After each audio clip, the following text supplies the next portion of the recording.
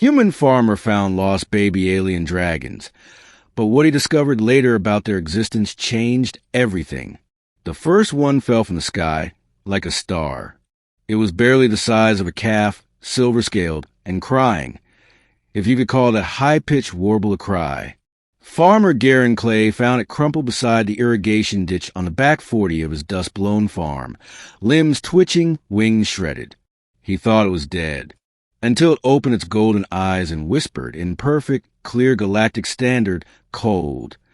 Garen stared at the creature for a full minute. Then, wordlessly, he took off his coat and wrapped it around the shivering body. By the end of the day, 3 more fell. All baby dragons. All alien. They came like sparks in the wind, one crashing into the old hay loft, another into the dry creek bed, the last one tumbling to the corn rows like a silver ball of panic. Each one spoke.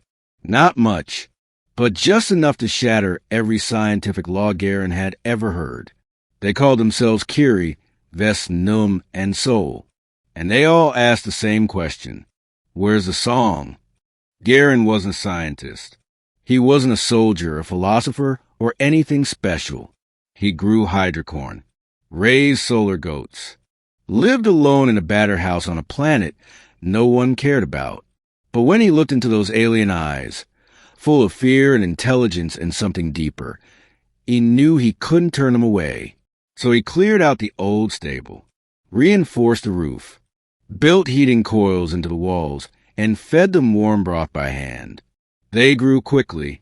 In days, their limbs strengthened, wings mended, their scales shimmered when the sun hit just right. They were beautiful, but there was something else. Every night, when the stars came out, the dragons would lift their heads, close their eyes, and hum. A haunting, rising tone, melancholy and ancient, and always, after the last note faded, they whispered. Still no answer. By week 3, Garen knew someone would come looking. He didn't know how right he was. The strangers arrived in black ships. Silent, sleek, government type. They didn't knock. Garen found them standing in his fields, scanning the ground, rifles holstered but ready. Citizen, one of them said, we're with the Interstellar Biocustodial Corps. We're looking for dangerous bioentities that may have crash-landed in this quadrant. Big, added another, scaled, possibly vocal.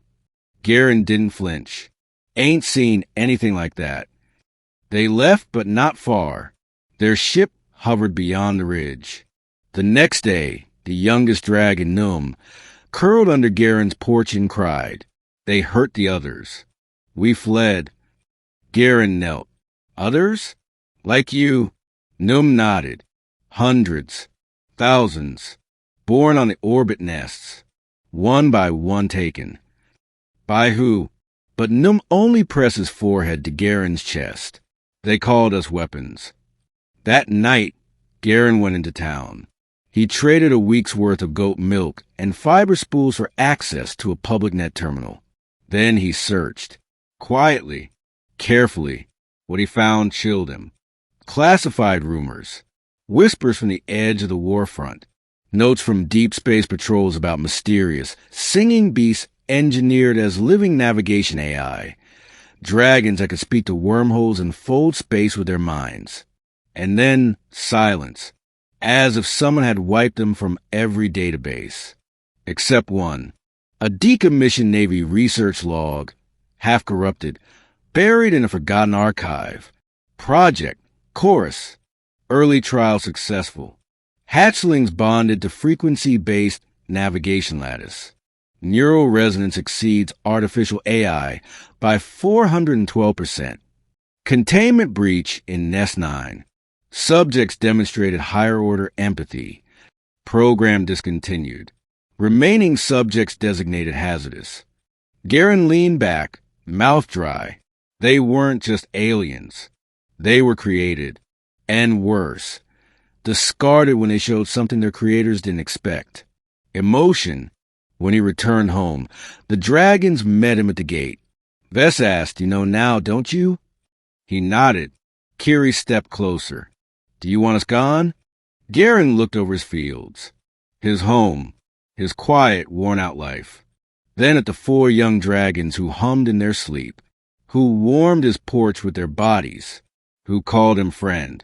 No, he said, I want you safe. The following week, the black ships came again, but this time they didn't ask.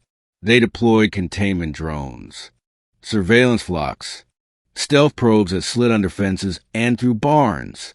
And when one of the drones zapped Sol as he napped under the apple tree, Garen snapped. He stepped out with his rusted plasma rifle. Your probe hit a child. He shouted at the officer. She's not a child. She's property. The officer replied flatly. Stand aside. Garen stood taller.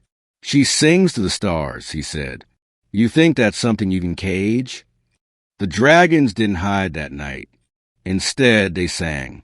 All 4 of them, louder than ever before. Their voices rippled through the valley, bending air, making glass quiver.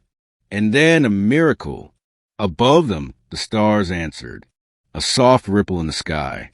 A shimmering like silk across space. A rift opened.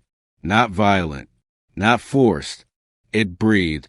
And from it came others. Dragons. Full-grown. Dozens. Silver, gold, deep sapphire blue. One of them, old, massive, her wings so large they darkened the field, landed beside Garen and spoke.